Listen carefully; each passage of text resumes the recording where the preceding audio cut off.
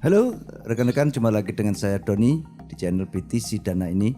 Di pertemuan kita kali ini kita akan membahas sesuatu yang sangat penting, yaitu trading plan. Sebelum Anda memulai trading, ini adalah nomor wahid. Apa sih trading plan? Perencanaan, teman-teman. Ibarat kalian bangun rumah, kalau tidak direncanakan ya jadinya pasti ngawur. Ya tak bener toh? Terus apa sih sebenarnya fungsi dari trading plan? Fungsinya satu, supaya kita terukur berapa resikonya, kapan kita entry, kapan kita exit. Kalian maunya kan konsisten, cuman pertanyaannya konsistennya itu pada apa? Anda maunya disiplin, katanya trading harus disiplin, cuman disiplinnya itu juga pada apa? Seharusnya disiplin itu kan kepada trading plan. Lah kalau terus nggak punya, itu disiplinnya mau ngikutin apa? Oke, perlunya merencanakan trading. Pertama, mencegah trading yang ngawur. Baik sono baik sini, tahu-tahu duitnya habis. Berikutnya konsistensi. Konsisten dan disiplin pada trading plan itu adalah merupakan langkah awal supaya konsisten profit.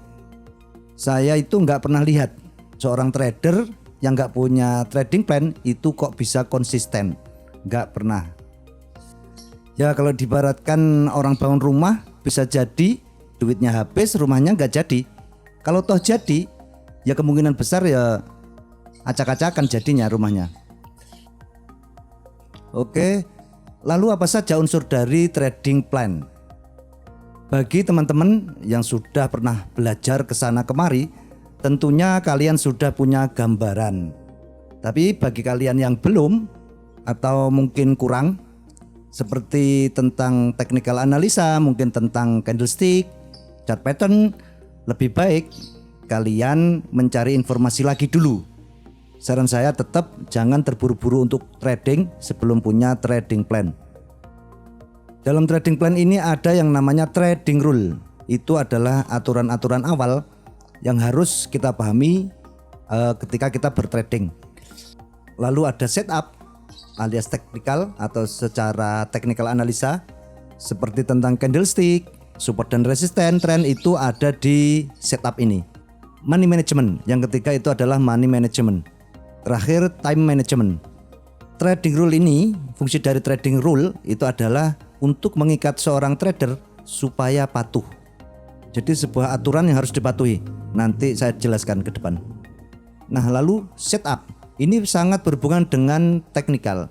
Biasanya kebanyakan orang itu hanya fokus kepada ini saja, sehingga tahu-tahu buy sell, buy sell. Nah, pertanyaannya, sudahkah menelisik tentang money management? Oke, buy berapa, sell berapa? Money management itu ngomongin itu loh. Oke, kita ngomongin resiko. Berapa resiko yang sanggup kita tanggung tanpa membebani mental? Ini penting banget. Yang terakhir, time management, tentang waktu supaya kehidupan kita tidak terganggu. Renung teman-teman, itu layak untuk dipikirkan. Oke, trading rule. Nah, ini contoh untuk trading rule. Trading rule adalah aturan yang kalau itu dilanggar, kemungkinan yang terjadi akan fatal. Contoh ini, menggunakan resiko sekian persen setiap posisi.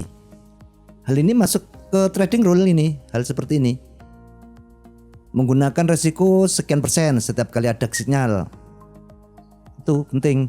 Biasanya teman-teman, jika kita tidak membatasi resiko, biasanya sekali saja terkena stop loss, mental kita bisa kena dan itu akan sangat mempengaruhi ke depan. Ingat, trading itu tidak hanya tentang garis dan harga. Di sini psikologi itu sangat penting. Penting sekali. Kestabilan mental, clarity pikiran, itu penting banget. Nah, ini contoh rule berikutnya. 3 kali stop loss. Jadi kalau sudah terjadi, mending berhenti, lanjut besok hari. Ini terserah kalian ya. Fungsinya untuk menghindari trading yang emosional. Kan banyak toh orang sudah loss berkali-kali, tetap saja ikut transaksi untuk balas dendam ke market. Alasannya untuk recovery. Seringkali sebuah keputusan yang didasari karena emosional itu akan berdampak buruk. Mungkin kalian akan mengalaminya. Jadi jangan balas dendam dalam market. Lah kalau kalian mainnya itu kartu poker, mungkin kalian bisa, istilah Jawanya itu gedak atau menggertak untuk menyerang mental lawan. Lah pertanyaannya, kalau di sini yang mau digertak itu siapa? Gitu loh. Market kan nggak bisa dimanipulasi kayak gitu. Dana kita terlalu kecil untuk manipulasi market. Itu maksudnya. Jadi sekali lagi jangan balas dendam. Jangan balas dendam ke market walaupun dengan alasan recovery. Lebih baik lanjut lagi esok hari. Contoh rule berikutnya, tidak trading saat emosional. Saat Anda habis ketabrak becak, jangan trading. Saat Anda habis berantem sama pacar, jangan trading. Nanti Anda emosional. Oke, berikutnya setup. Seperti yang tadi, trading rule itu kalian bebas. Mau bikin aturan yang seperti apa, terserah. Yang tadi kan cuma hanya contoh-contoh saja. Oke, sekarang tentang setup. Ini contoh ya, tren besar. Ini tentang teknikal seperti yang sering kita bicarakan di video sebelumnya. Tren besar, kita lihat trennya up atau down. Lalu kita lihat di time frame yang intraday. Lalu kita bisa menunggu konfirmasi dengan chart atau candle untuk entry, untuk masuk posisi. Nah ini biasanya kalian bisa menggabungkan dengan support resisten ataupun hal-hal yang lain yang berhubungan dengan teknikal. Di video-video sebelumnya sudah kita bahas panjang lebar tentang hal ini. 3. Tambahan indikator kalau kalian menggunakan indikator. Nah dari ketiga poin ini sudah akan dapat ditentukan buy atau sell. Berikutnya tentukan targetnya di mana.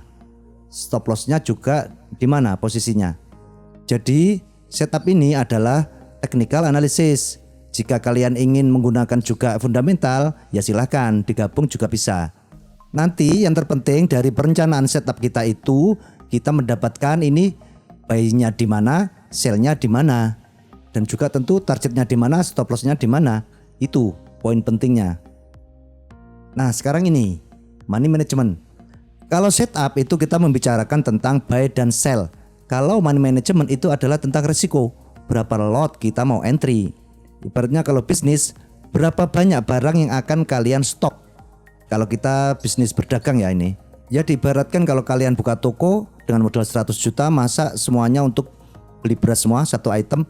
Ya terserah sih kalau kalian memang bisnisnya itu.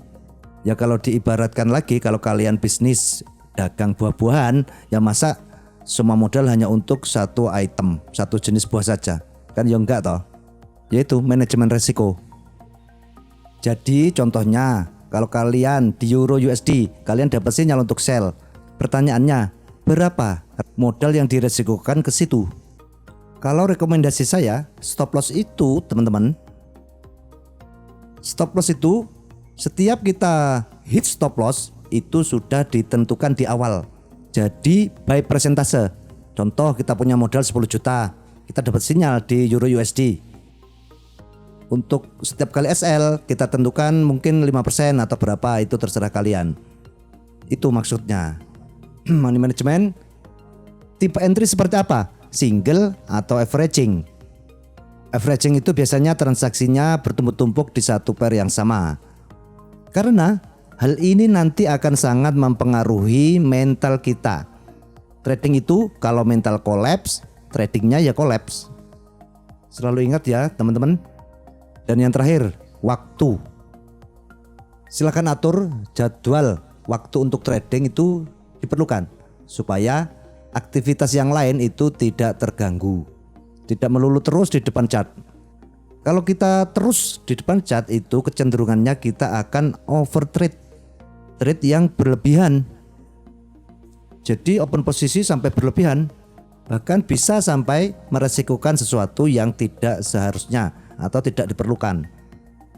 Itu ya teman-teman. Kenapa hal ini jadi sangat penting? Karena tanpa hal ini trading kita itu dipenuhi kebingungan. Walaupun ya tentu ke depan itu tentu akan ada loss, mungkin beberapa kali loss berturut-turut.